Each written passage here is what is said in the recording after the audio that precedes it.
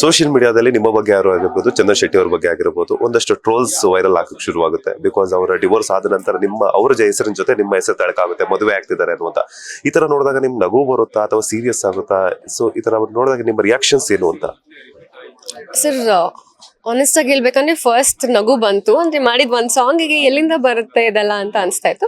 But over time ತುಂಬಾ ಕಡೆ ಜಾಸ್ತಿ ಆಯ್ತು. ರಿಲೇಟಿವ್ಸ್ ಇಂದ, ಸಿನಿಮಾ ಇಂಡಸ್ಟ್ರಿ ಅವ್ರ ಕಡೆಯಿಂದ ಕಾಲ್ಸ್ ಬರಕ್ ಸ್ಟಾರ್ಟ್ ಆದಾಗ ಸ್ವಲ್ಪ ಯಾಕೋ ಸೀರಿಯಸ್ ಆಗಿದೆ ಅಂತ ಹೇಳ್ಬಿಟ್ಟು ದೆನ್ ಒಂದು ಕ್ಲಾರಿಟಿ ಕೊಟ್ವಿ.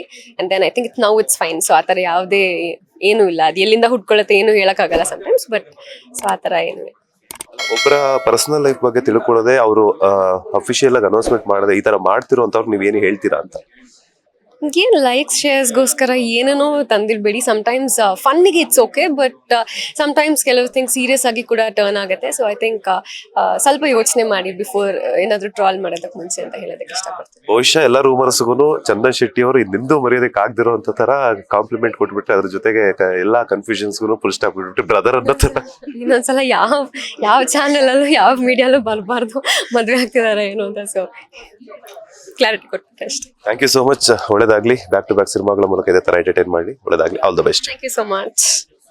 ಇದಾಗಿತ್ತು ನಟಿ ಸಂಜನಾ ಆನಂದ್ ಅವರ ಮಾತು. ಕ್ಯಾಮರಾ ಪರ್ಸನ್ ರಾಘವೇಂದ್ರ ಸ್ವಾಮಿ ಜೊತೆ Manjunath Srinivas, boss TV Kannada, Bengaluru. Latest ಹಾಗೂ ಇಂಟ್ರೆಸ್ಟಿಂಗ್ ಸುದ್ದಿಗಳಿಗಾಗಿ ಬಾಸ್ ಟಿವಿ ಕನ್ನಡ ಚಾನೆಲ್ನ ಸಬ್ಸ್ಕ್ರೈಬ್ ಮಾಡಿ.